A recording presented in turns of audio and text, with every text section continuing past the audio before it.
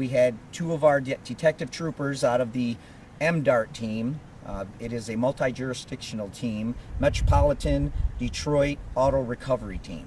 And they were conducting an investigation on Trojan Street, which is near the corner of Murray Hill Street. At that time, they were covert operation, working undercover, and they were conducting an investigation in the area.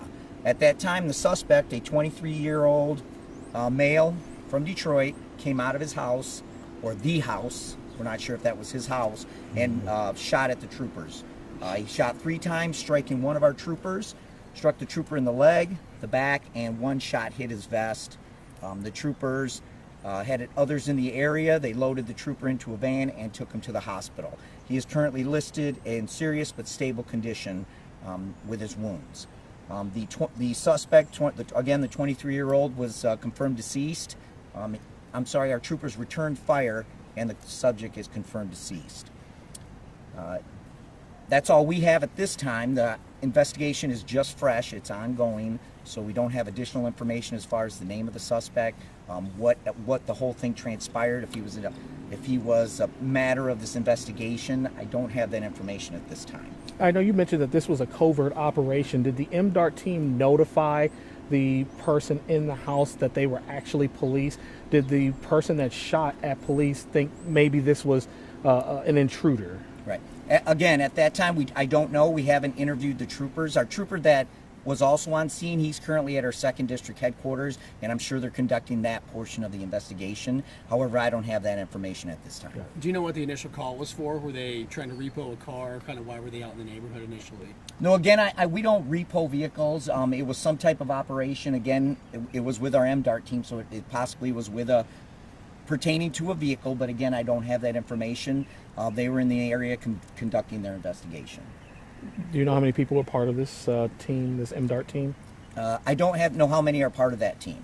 Are these plainclothes troopers, or do they have badges or anything else? Well, again, I don't have that information as well, but I do know that they were working undercover covert, so if they were marked up or anything, I don't have that information right now. How many shots the state troopers shot at the suspect? I do not. I do know that there were 3 shots by the suspect. Not sure how many the troopers returned. You did say 4:30 p.m. Did you mean 4:30 a.m.? Thank you, sir. 4:30 a.m., yes. Okay, thank you. Can you tell us a little bit about the trooper at this time, how long he's been with the department, that type of thing? That's a good question. I don't have that information right now, but that's something that I will get, because that is good information that I can get that to you. Where does the investigation go from here? Where do you go next? Good question as well. What we have is we have a homicide task force in the city of Detroit that has MSP and Detroit PD members on it. What we do is, when there is a trooper involved in a shooting, the Detroit detectives on that side of the team will conduct that investigation. If it was a DPD officer, then our MSP detectives would take it. So at this time, the homicide task force with the DPD officers or detectives, our MSP assisting, will conduct their investigation, wrap everything up, and then it will be sent to the Attorney General's office for them to view as far as any criminal charges, anything like that. I know this is I'm sorry, go ahead. Clarification, was the person coming out of their home, were they pronounced dead on deceased on scene? Yes, ma'am. Okay. The suspect is deceased. We heard some reports, and I don't know how true it was, that there could be kids inside that home from some family members. Were there any kids that were inside of the home during the shooting? That I don't know. Okay. And how involved was DPD with this MDART team? Maybe DPD can speak to that. Yeah, they could speak to it. I'm not sure if we have members on that team or not from our DPD, but it is a multi-jurisdictional team.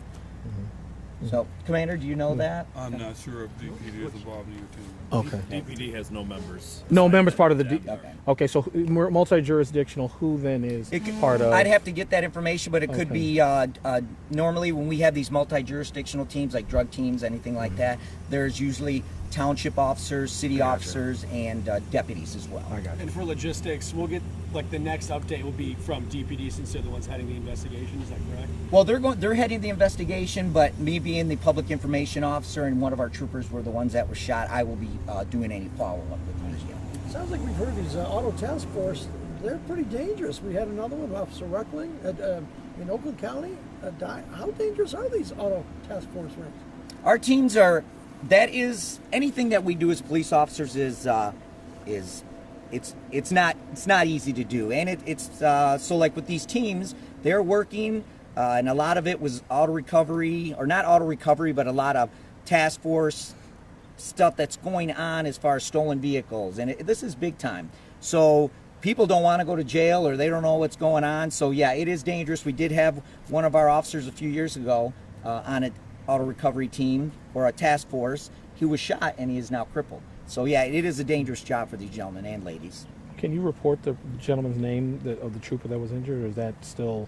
I don't have that information right now, and I'm not sure when, and we'll release that. It'll be up to our command if they want to do that. And then you guys obviously do good police work. How hard is it to see? Obviously, it's almost par for the course that there could be something like this, but how difficult is it to see one of your brothers get shot, in that manner, going in a task force like that and having to deal with that? I got a call at 5:30 this morning that happened, and they tell me that a trooper's been shot. And the first thing you think, is he going to be okay? How is he doing? Yeah. So yes, even for the inspector here, any of these gentlemen behind me, when you get that call in the morning, it's terrible when you hear someone's been shot, one of your team members. So that's the first thing that comes to mind. How are they doing? Have we gotten to the family? Let's get wife or husband to the hospital, significant other. So those are things that we look at. But yeah, our first thing is how's our trooper, how's our officer, to make sure that they're okay. Sounds like this trooper is very lucky to be alive after being shot 3 times. Yes, like I said, he took one in the leg, in the back, and the chest. That could have been the one that took him out, but that vest saved him. So we're glad that they're wearing their gear, and that's what kept them safe. And when can we expect the next update from you guys? That I can't tell you. I'll try to have something for you directly. Like I said, this is a fresh investigation. We just got the whole team on scene. They're doing their investigation, and once I have something further for you, I can bring that out to you. I'll also start putting out some press releases as well. Okay. And just to confirm, serious but stable condition? He is in serious but stable condition.